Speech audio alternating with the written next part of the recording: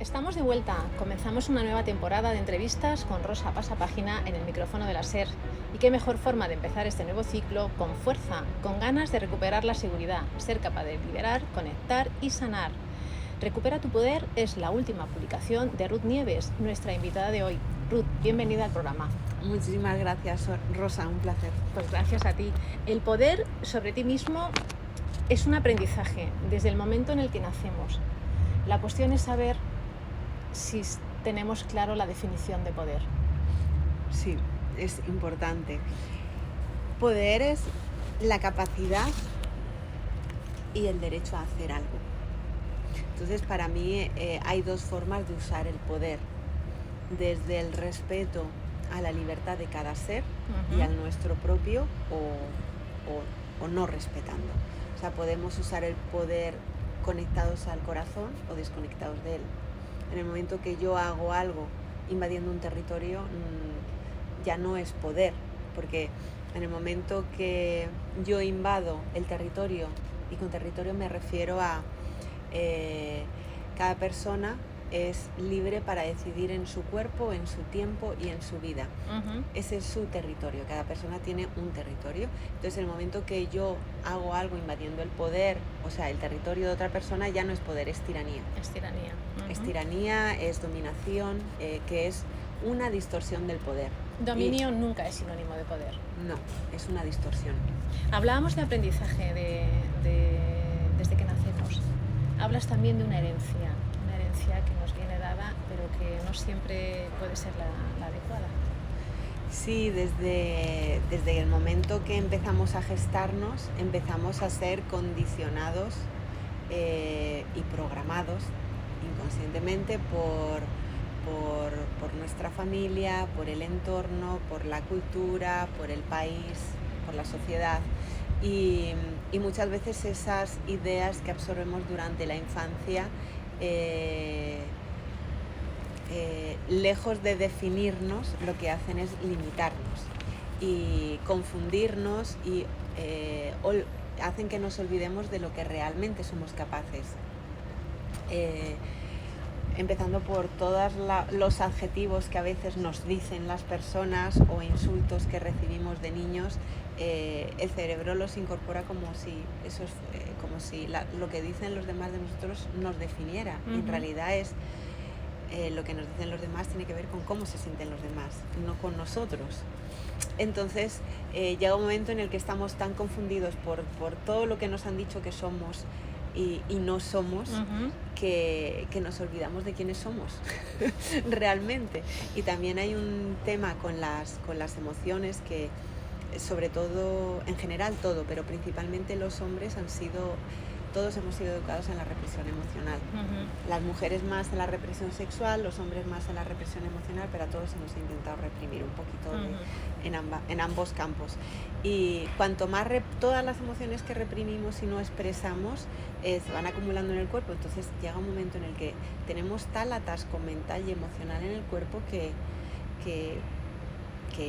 a mí no me extraña que a veces estemos tan confundidos o tengamos tan poca energía, porque nos hemos saturado de cosas o de pensamientos o de emociones que nos impiden que nuestro cuerpo funcione con esa sabiduría tan maravillosa con la que fue creado.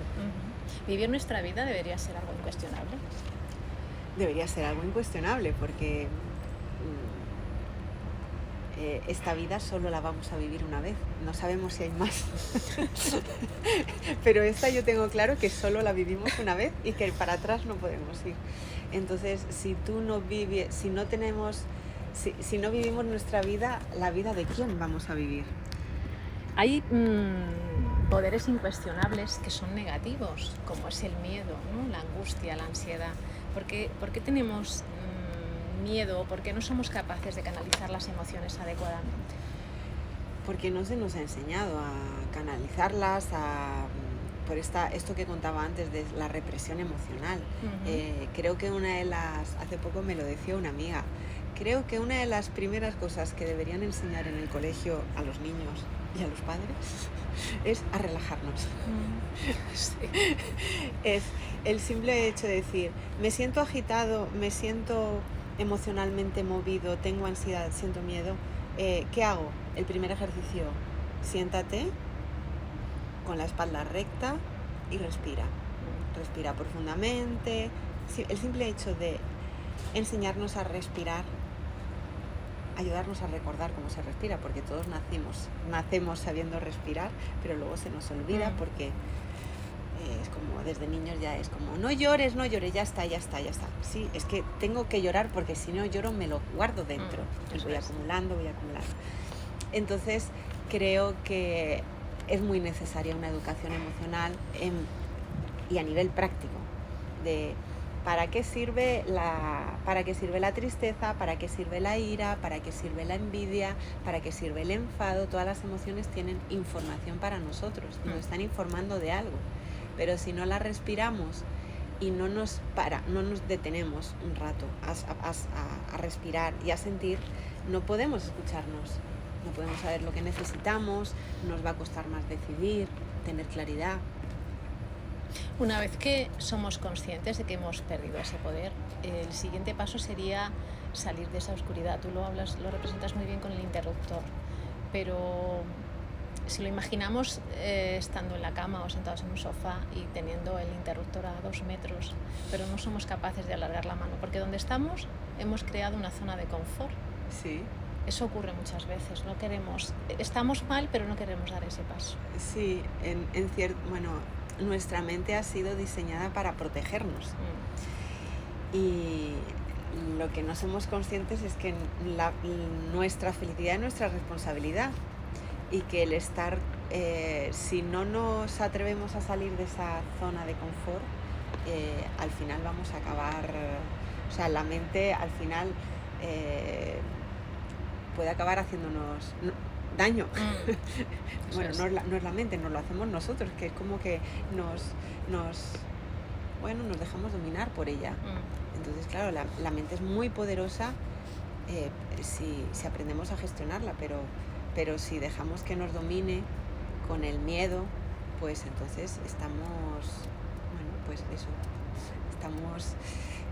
infelices en nuestra zona de confort. Lo de seguros ya no lo sé tanto porque claro, cuando empiezas a intoxicarte emocionalmente por no permitirte vivir lo que realmente quieres vivir, pues empiezas a tener otros problemas de salud. Intuición e instinto.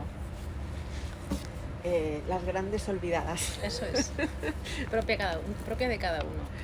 Pues la intuición y el instinto para mí son 2 guías muy poderosas que nos ha dado la vida. Una nos habla a través del corazón. Para mí la intuición nos habla a través del corazón.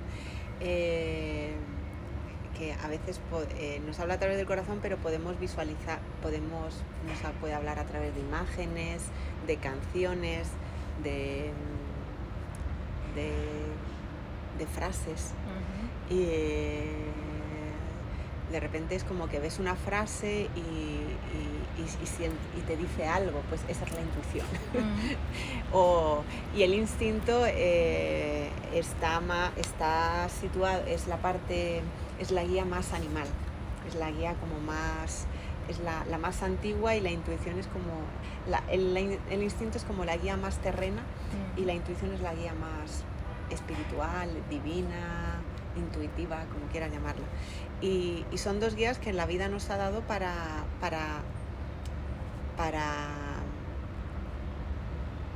vivir nuestro camino de vida, para saber qué es lo que realmente queremos, qué nos hace felices, por dónde tenemos que ir.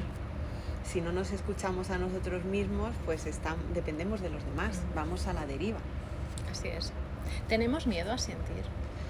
Yo creo que sí. Incluso yo, que estoy súper acostumbrada a sentir, hay veces que mientras escribía este libro yo notaba que había veces que me escaqueaba, que era como, hasta que decía: Ruth, a ver, para y respira. Estás aquí, sobre todo yo lo noto cuando estoy acelerada, es como para el carro y respira un poquito, porque te noto ansiosa, entonces como ya sé que no te apetece, pero hago un poco de madre conmigo. O cuando estamos tristes o tal, es como, pues a lo mejor me tengo que permitir llorar algo que no me estoy permitiendo, O el miedo. El miedo para mí es de las emociones que menos quiero sentir, pero yo sé que hasta que no me permito respirarlo y sentirlo o temblar lo que necesito temblar, me va acompañando. No puedes afrontarlo. Claro, Primero exactamente. tienes que dejar, o sea, primero tienes que sentirlo para poderlo afrontar. Exactamente. Eh, Y luego es mucho más fácil. El amor lo sentimos de otra manera, amar y ser amado, pero a veces confundimos amar con poseer. Mucho. Demasiadas mucho. veces. Sí. Sí. Y yo llevo varios libros hablando y preguntándome acerca de qué es el amor y qué no. Y creo que es una pregunta muy interesante que hago a los lectores de qué significa para ti amar y ser amado, sobre todo cuando no te sientes amado. La pregunta es, ¿por qué no permites que te ame? ¿Por qué no te permites ser amado? Porque al final nosotros somos los que permitimos o no permitimos. Y si no lo estamos permitiendo es porque sentimos o porque tenemos miedo a que nos hagan daño, o porque sentimos que es algo que no está bien, ¿vale? Entonces es muy importante, si yo no me siento amado, preguntarme qué significa para mí ser amado, qué temo que suceda si soy amado, qué temo perder, porque claro, si para una persona el amor está relacionado con la posesión, con la pérdida de libertad, es normal o con el sufrimiento, es normal que una persona diga, pues me protejo del amor, cuando en realidad el amor no tiene nada que ver con la posesión. El amor, para que exista, tiene que haber respeto a la libertad. Entonces es muy liberador cuando enciendes la luz en tu cabeza y dices, a ver qué ideas tengo aquí. Vosotras no sois sanas, no definís lo que realmente es el amor, fuera. Empezando por amándote a ti mismo. Claro, y empezando a practicarlo por ti. Hablábamos de derechos de nacimiento, de patrimonio. Sí. Patrimonio divino. Patrimonio divino. Para mí el patrimonio divino es nuestra paz, bueno, primero nuestra libertad, nuestra paz, nuestro amor, nuestra felicidad. Que paz, amor y felicidad para mí son estados del alma. O sea, para mí son como una vibración, una frecuencia que alcanzamos cuando dejamos de hacernos daño. Y también para mí patrimonio divino es nuestro placer, nuestra abundancia y nuestro propósito de vida, que son propósito de vida, camino de vida, es lo que nadie nos puede quitar. Entonces esos son para mí son nuestros sagrados, nuestro patrimonio sagrado, el derecho a vivir una vida digna, feliz, amada y con nuestras necesidades cubiertas, en las que podemos llevar a cabo nuestro propósito de vida y sentirnos realizados. Eso es lo ideal. Sin que haya que idealizarlo, porque claro, sí, es como que puede ser barrendero, panadero, escritor, limpiador de ventanas. Ser nada. Da igual. Todo. Sí, da igual, es hacer lo que te nace en el corazón. Herramientas para recuperar ese poder perdido. Hablas de la técnica del tapín. Sí. EFT o la EFT. El tapín es una herramienta que a mí me ayuda mucho a agilizar la liberación emocional, que toca los meridianos que consiste en dar una serie de golpecitos en unos determinados puntos por donde pasan los meridianos de acuerdo a la medicina tradicional china. Y cuando tocas esos puntos las emociones salen con más fluidez, más deprisa. Sí. Entonces es una herramienta que yo uso mucho. También uso mucho el yoga, otra que se llama el método de liberación de corazas o ejercicios de liberación facial, porque al final las emociones están en el cuerpo. Entonces todo lo que sea masajes o ejercicios de contacto físico y respiración nos ayudan mucho a liberar emociones y a reconectar con nuestro interior. Hay una cosa que hablamos mucho, que decimos, nos damos el permiso de hacer algo, de sentir. Sí. casi siempre va acompañado con la edad adulta, que no debería ser así. Cuando alcanzas una edad de madurez determinada, Sí, no sé, de repente los valores, aunque sigan siendo los mismos, sí te ves capaz de decir no. sí, Te das ese permiso de decir no sí, o decir sí, aunque esté fuera de lugar dentro de lo que son los cánones de la sociedad, por ejemplo. sí. Tiene que ver con la edad, deberíamos aprenderlo mucho antes. Tiene que ver con que nos educaron para decir a todo que sí y que O no. estaba mal decir no, Sí. o que a esto tienes que decir, no decía, a esto hay que decir sí, a esto hay que decir no. Y con los años vamos aprendiendo y nos vamos atreviendo cada vez más a respetarnos. Y esto tiene mucho que ver con que cuanto antes aprende una persona, para mí la clave es, cuanto antes aprende una persona que tiene el derecho a decir sí a lo que sí quiere y no a lo que no quiere, y a sentirse en paz y a ser respetado, cuando antes aprendemos e integramos esto, antes nos sentimos capaces. La capacidad y el valor vienen de saber que tengo derecho a hacer algo. O sea, el valor viene de saber que tengo el derecho y la capacidad de hacer algo. Hablas de desprogramar la culpa, el sufrimiento, el sacrificio. No sé si desprogramar o necesidad de haberlo vivido para, no sé, para formarte y para tener también ese momento que hablábamos hace nada de darte ese permiso.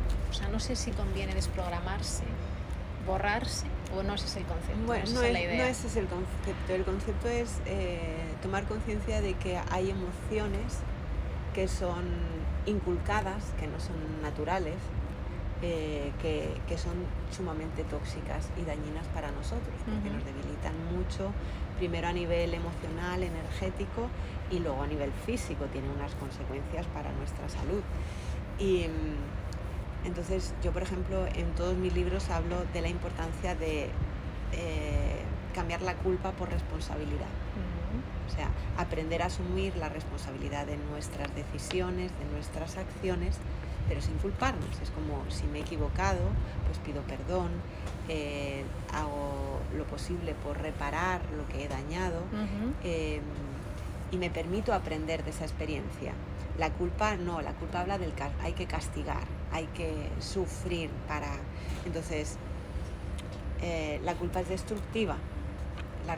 El aprender a hacernos cargo a responsabilizarnos de nuestras decisiones es constructivo. Entonces, yo hablo pues eso de que es necesario desprogramar las emociones o las actitudes que son destructivas, que no nos aportan nada bueno. Entonces yo creo que el sacrificio, la obligación, tal y como nos las han enseñado, no son, son dañinas, pero todas esas se pueden sustituir por asumir la responsabilidad. Eso es. Entonces ahí sí que empieza. Entonces, desprogramar, yo doy una serie de ideas en el libro pues para que la gente deje de, por ejemplo, de culparse y aprenda a aceptar que tiene derecho a equivocarse, que tiene la capacidad de perdonarse. Hablamos de sanar también. Hay sufrimientos, abandonos, rechazos, humillaciones, heridas. ¿Se pueden sanar? Todo se puede sanar. Yo creo que todo se puede sanar con amor y con paciencia. Con voluntad. Con voluntad también. Efectivamente, tienes que querer. Eso. Exactamente, sí. Y cuando hablo de sanar, pues es un poco a poco, es un sin forzar. O sea, simplemente es aprender a amarnos. Aprendiendo a amarnos, vamos sanando nuestras heridas. ¿Hay una vía de escape? ¿Por dónde crees que se escapa nuestro reconocer ese potencial que tenemos? ¿A qué te refieres? Pues para recuperar tu poder, como hablábamos al principio, primero tienes que creer en ti, tienes que saber que tu potencial es bueno, seas lo que seas y sea cual sea la proyección que tienes de tu vida. Lo interesante es tu bienestar emocional, ¿no? Y físico. Pero por alguna razón hay una vía que se escapa, que no te convence, que no te hace creértelo. ¿Qué crees? ¿Qué ocurre cuando, no sé, cuando alguien... Porque cuando alguien dice que no se lo cree. Que no se lo cree, no puede, que no Pues es capaz. yo lo que creo es que cuando una persona no quiere dedicarse tiempo a sí misma o a leer libros de este tipo, yo lo que creo es que es una persona que todavía no se siente preparada para afrontar su mundo interior. Porque es verdad que si nunca te has parado a ver lo que sientes, a conocerte internamente, al principio yo comprendo que da miedo meterse ahí. Porque claro, si estás viviendo siempre para afuera y tu interior lo tienes abandonado, pues da miedo. Y da miedo el darte cuenta de cuántas cosas podrías haber hecho de otra manera si hubieras tenido las herramientas. Por eso digo que tenemos tan inculcada la culpa que en vez de decir, qué bien lo que he aprendido, a veces estamos tan acostumbrados a martirizarnos, a castigarnos, a exigirnos, que es como, bueno, para, o sea, es como... Lo bueno es como que a partir de aquí tienes como otra oportunidad. Entonces yo creo que las personas que están más abiertas a entrar en el mundo de crecimiento personal y de este tipo de libros son las personas que tienen la mente más abierta y que a lo mejor no han sido tan condicionados mentalmente. O sea, los que más trabajo tienen que hacer a veces son los que menos quieren entrar ahí. Hay otro tipo de herramientas que hablas de ellas, que deben leer en el libro. Hablas de ejercicio físico y de alimentación.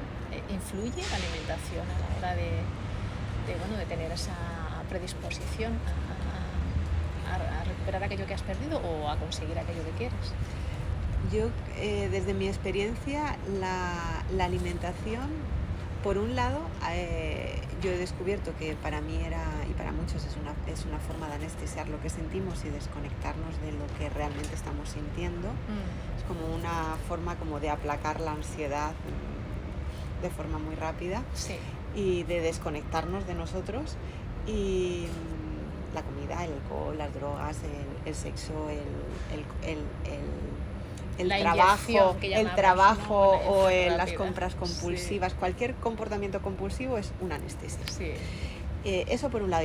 Y por otro lado, lo que yo descubrí mientras leí este libro es que para que las personas que han vivido experiencias muy difíciles en su infancia, esto lo descubrí leyendo el libro. O sea, mientras yo estaba escribiendo este libro, yo voy leyendo me voy documentando, y hay un autor que se llama Anthony Williams que explica en uno de sus libros que cuando una persona ha vivido experiencias traumáticas es muy probable que su cerebro no haya consumido su reserva de glucosa y tenga déficits de glucosa. Y decía, cuando una persona literalmente le resbala todo lo que le sucede, dice, es señal de que tiene una buena reserva de glucosa en el cerebro.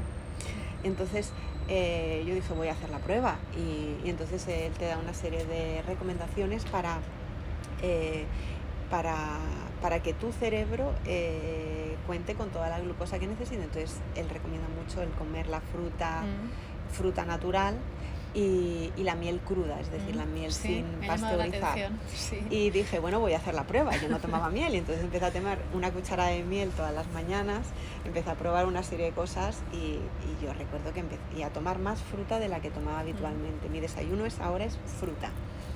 Alguna vez me hago algún batido verde, incluyo alguna verdura, pero que siempre es fruta.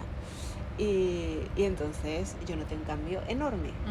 Como que antes tenía que hacer un esfuerzo extra, más yoga, más para llegar como a mi nivel, y luego cuando yo empecé a tomar la miel a diario y a incrementar mi cantidad de fruta, que yo tomo fruta en el desayuno y en la merienda, que la gente tampoco se piense que estoy todo el día comiendo fruta. 5 piezas al día.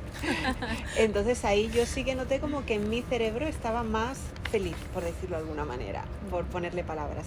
Entonces realmente el cuerpo también tiene una química y necesita unos niveles de glucosa, sobre todo el cerebro, pero de glucosa no de azúcar, Bien. sino de glucosa que provenga de la fruta o de la miel cruda, sin tratar. Y cuando el cerebro tiene lo que necesita y está equilibrado, porque también empecé a probar el ginkgo biloba, empecé a probar varias cosas y dije, me siento muchísimo mejor. Y entonces por eso hablo de la importancia de escucharnos, porque a lo mejor ya no es tanto trabajo emocional, sino que el cuerpo nos dice, pues a lo mejor necesito esta vitamina o este componente, o necesito que vayas a nadar o que vayas a correr un rato. Entonces eso también afecta a nuestro equilibrio emocional. Has escrito: cree en ti, haz tus sueños realidad, el amor de tu vida, y naciste para triunfar. Para disfrutar. Para disfrutar. Son títulos como Recupera tu poder, todos enfocados a creer en ti mismo, a fin de cuentas. Sí, de hecho yo me di cuenta de que todos los títulos de mis últimos 4 libros están incluidos en los anteriores. De hecho, en Cree en ti aparece en Naciste para disfrutar aparece la palabra recupera tu poder, y en Cree en ti también aparece. O sea, al final es un camino. Un camino. No es necesario que una persona lea los 4 primeros libros para leer este. Puede empezar por este si lo desea. Y a quien le guste este libro, claro que yo le invito como a hacer todo el recorrido. Por supuesto. Creo que estamos un poco con baja nota, suspensos en temas. Sí, estoy convencida. Creo que le dedicamos muy poco tiempo a sanar este tipo de cosas, y creo que son las que realmente hacen que funcione el resto de nuestro mundo, a fin de cuentas. Yo también lo creo, que al final es lo primero. Exacto. Que necesitamos para pasar más. Para mí el principio es empezar a pasar un poco más de tiempo contigo a solas. Eso es. Apuntas además que la vida es nuestra, la que se nos ha dado. Entonces, eso es pararse, dedicarse un poco de tiempo, valorarse, medirse y poner el remedio. Esa es la lección que he aprendido. Genial, una gran lección. Pues muchas gracias, Ruth. Ha sido un placer. Muchas gracias. Hablar contigo. Bueno, y como te decía, Rosa, fuera de micrófono, descubrir este tipo de técnicas. Bueno, exactamente de lo que te contaba, que lo tenemos todos, pero no nos paramos a pensar. Estamos mal con nosotros mismos en una época determinada de la vida o durante la vida, y no te paras a decir, bueno, vamos a ver qué he perdido o qué quiero. Esas preguntas son muy poderosas. Pues un placer. Muchas gracias. Gracias Rosa, a ti. Un placer para mí también.